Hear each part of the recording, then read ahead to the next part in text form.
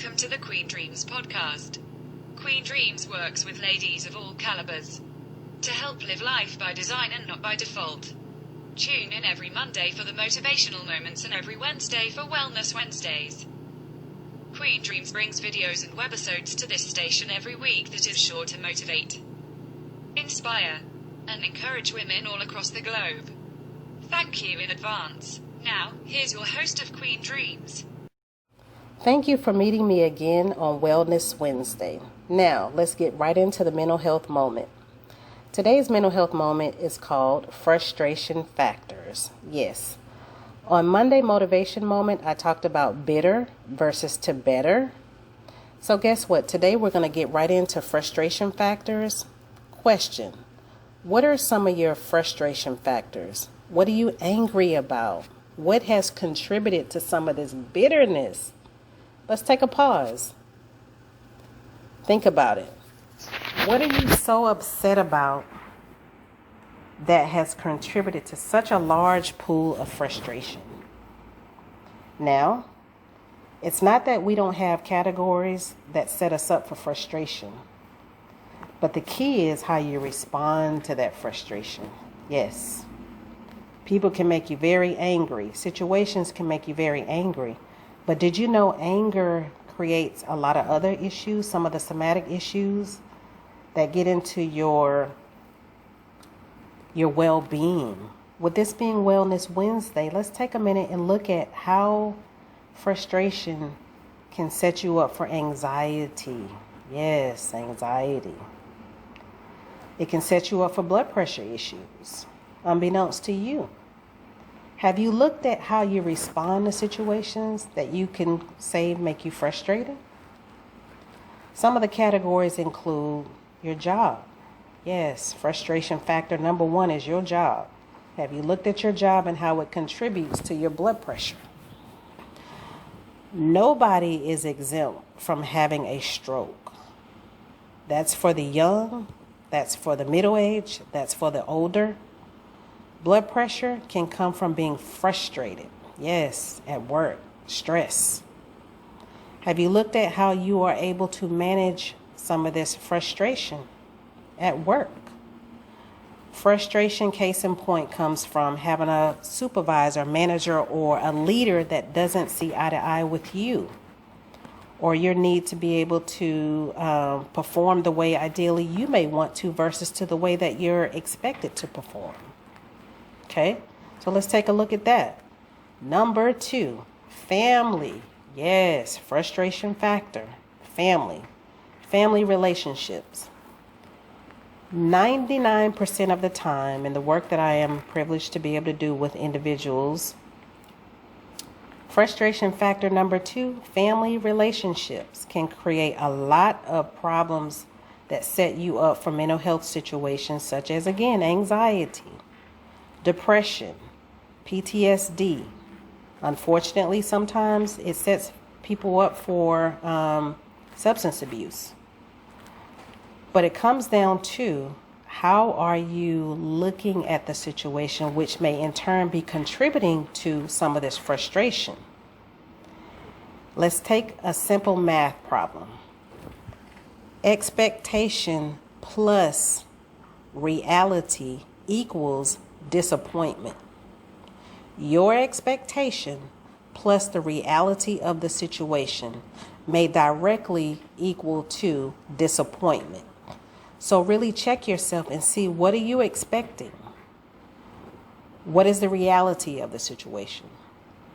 And what is the actual disappointment that comes from the misconstruing of the two when they're added together? You have to be realistic about family situations and family relationships. And sometimes the one word called expectations can be entirely overlooked. Your expectations may not be realistic given the scenario or situation or the history of the situation, which may land itself into being a frustration factor. Number three, finances. Frustration factor number three is finances. I don't necessarily think I need to spend a lot of time diving into this one, but Finances may be very frustrating, especially during a time like this, and it may create lots of anxiety. Budget pluses to income equals deficit if a budget is not respected. So when you get to the very end of your month and you recognize there isn't anything left over because maybe budget did not match realistic income, which could mean deficit at the end of the month, which means that's a frustrating factor. Take the time to write your budget out.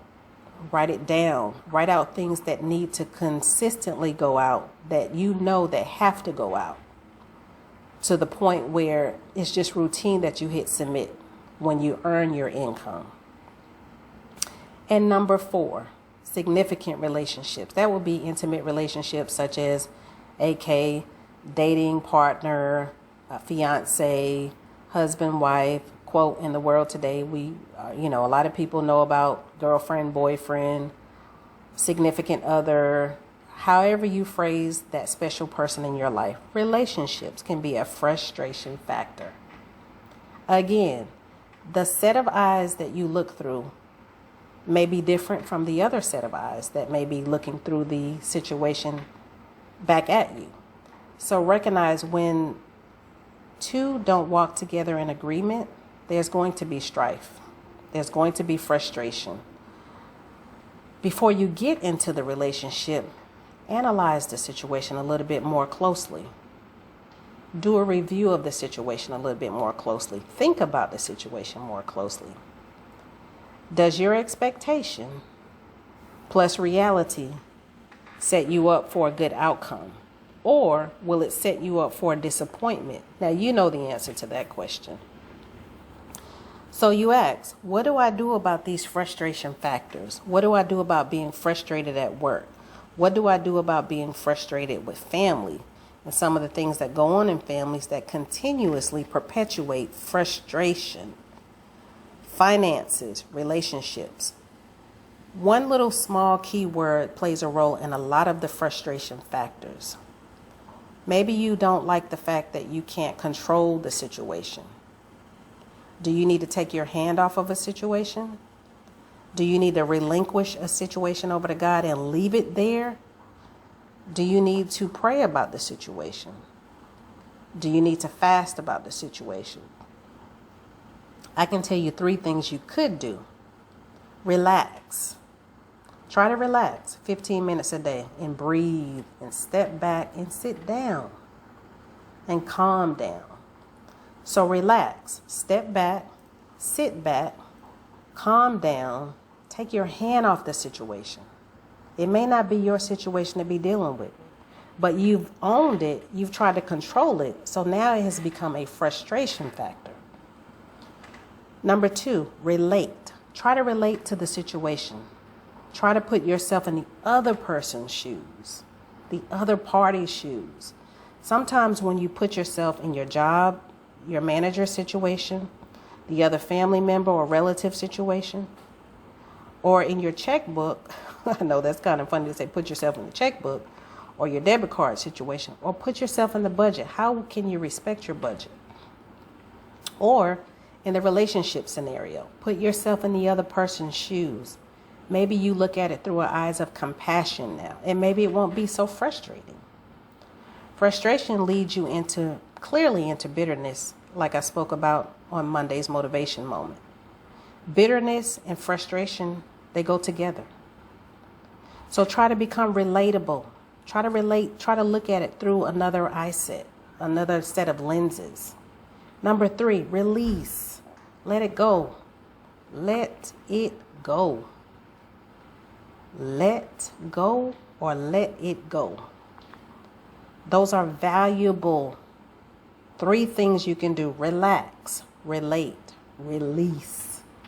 Release it. Let it go. Let go. Let go so that you will be able to breathe, sit down, enjoy your life, void of these frustration factors. Now, does frustration show up at your front door? A lot of times, yes, it does. But it all comes down what you choose to do with these frustration factors. And final thoughts, and in summary, take 15 minutes a day to relax, to relate, and to release. And hopefully this will lead you down the path of something that I strive to do as much as possible.